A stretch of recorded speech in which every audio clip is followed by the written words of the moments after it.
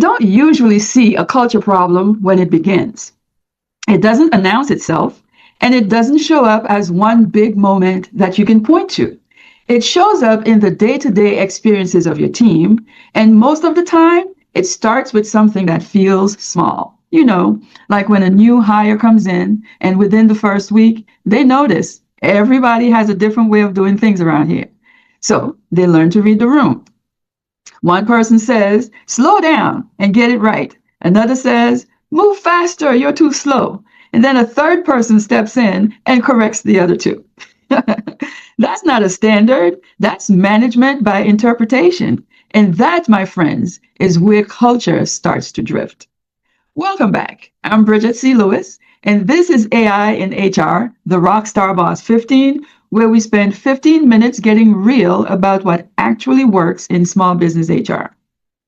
Over the last few sessions, we've been developing strong managers. Now, let's take that one step further, because strong managers without alignment will still create inconsistent experiences. And when experiences vary, culture follows. Let's look at how this looks in a real operation. Restaurants are always bringing on new hires, right? Think about what happens on their first few shifts when they're learning how things actually work. The reality is that their individual experiences depend entirely on who is training them. One manager walks them through everything, explains the flow of the shift, shows them how to handle customer issues, checks in throughout the week. Another manager just hands them a schedule and says, you'll pick it up. And a third manager gives partial training that covers the basics, but they skip over the harder situations. Now, fast forward a couple of weeks, and you have 3 employees in the same role with 3 completely different skill levels. One is confident, one is guessing, and one is overwhelmed. And this is where culture starts to show up, because training is not just about building skills. It communicates what matters, what good looks like, and how supported people feel from the start. The truth is, culture is always shaped by experience. What's written and what's intended only matter if they show up in how people actually learn to do the work. So in practice, your culture reflects the experience each employee has when they first learn the job and how it actually works. So this is really the core idea for today. What looks like a people issue on the surface is usually not a people issue at all. It's a system gap.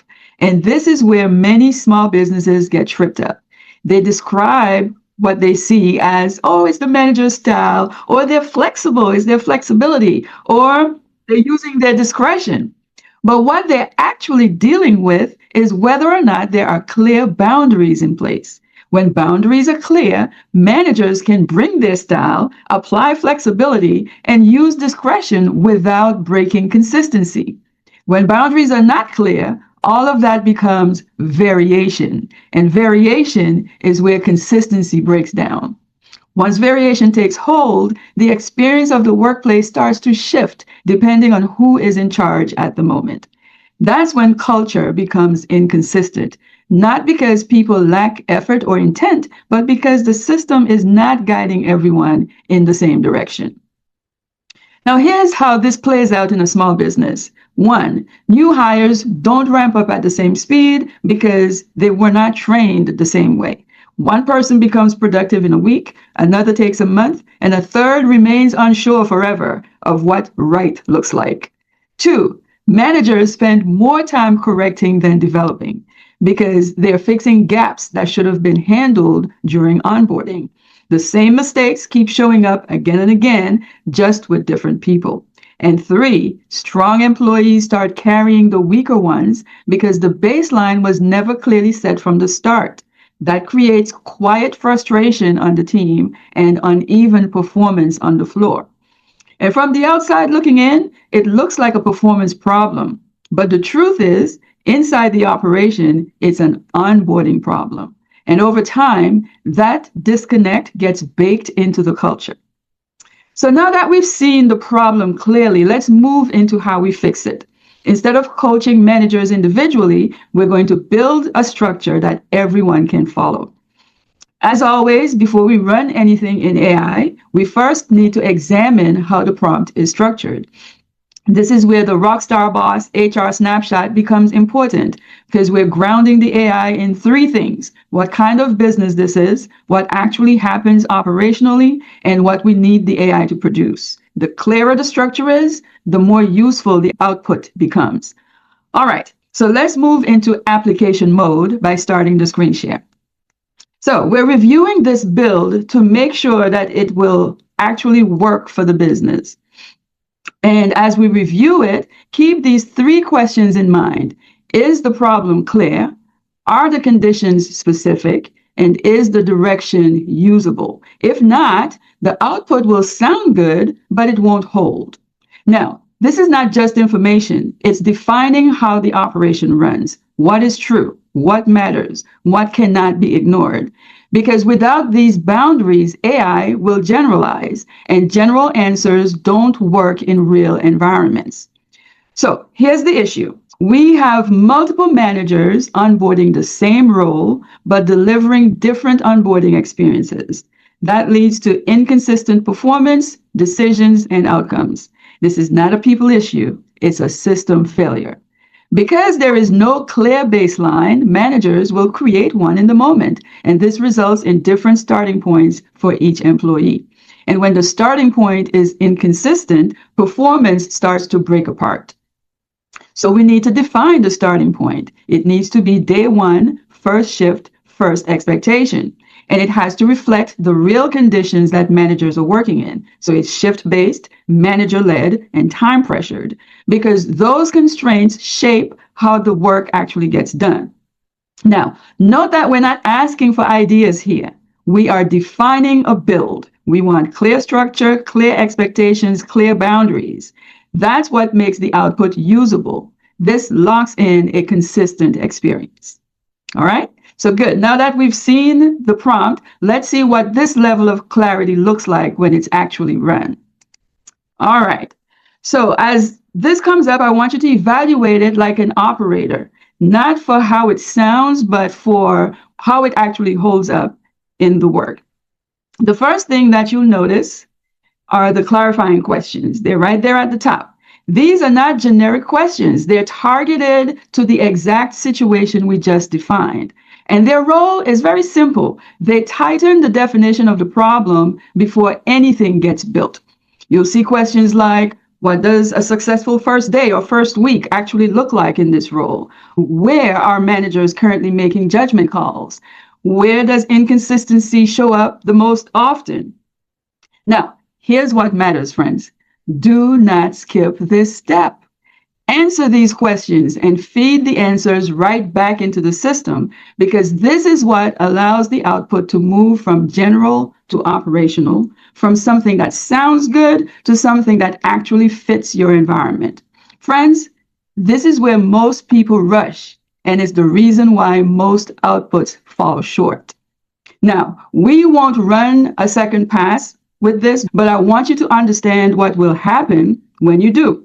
Once those answers are fed back into the system, the output tightens. It moves from a solid structure into something that is specifically aligned to your operation. So instead of general onboarding flow, you see a first day focus that reflects the environment, a first week structure that matches how your team actually works, and clearer directions in the exact area where your managers were previously making judgment calls. Also notice, this is not a list of ideas. It's not 5 suggestions or 10 best practices. It's a build. It is organizing the work in sequence, telling you what happens first, what follows, and what gets checked along the way. And it's removing the moments where managers would normally have to stop and figure it out on their own. Next, notice how it handles consistency. It defines the new hire experience the same way for everyone, not loosely, but clearly enough that 2 different managers could follow the guidance provided and produce the same starting point. That's the shift. The reason this holds up operationally is because of what we did before we ran it. The problem was clearly defined, the conditions were tight, and the directions we gave told the system exactly what to build. So what you're seeing here is not the AI being smart, it's the structure doing the job it was created to do. And here's the standard I want you to apply as you look at this. Could you take this output, hand it to a manager, and have them use it immediately in a real shift without rewriting, explaining, or translating it?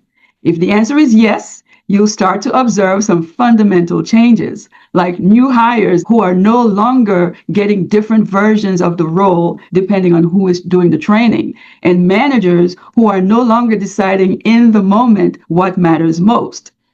And the first week stops being a variable experience that depends on who's training, and it becomes a controlled one. So friends, what you're seeing on the screen is not just output, it's a system that takes something that was inconsistent and turned it into something that can be repeated. That's the difference, and that's why it works. And this is exactly why structure is non-negotiable, because without it, every manager becomes the starting point. And when every manager is a starting point, the business starts to fragment in ways that are hard to see, but easy to feel. When the prompt is clear, the output becomes much more useful because AI is far more effective when it understands the environment it is working in. So when you get this right, everything stabilizes. Employees stop comparing, managers stop guessing, leaders stop spending time sorting out issues that should have been clear from the start. That's what builds trust, not perfection, but predictability. Culture doesn't fall apart overnight. It drifts when standards aren't aligned. If your managers are operating independently without a shared framework, you're not building flexibility, you're creating variation. So start with clarity, define what is non-negotiable, set your documentation baseline, make escalation consistent, use AI to help you structure it, and then lead it. So take this, apply it, and start tightening where things feel loose. Because, my friends, better systems build better workplaces.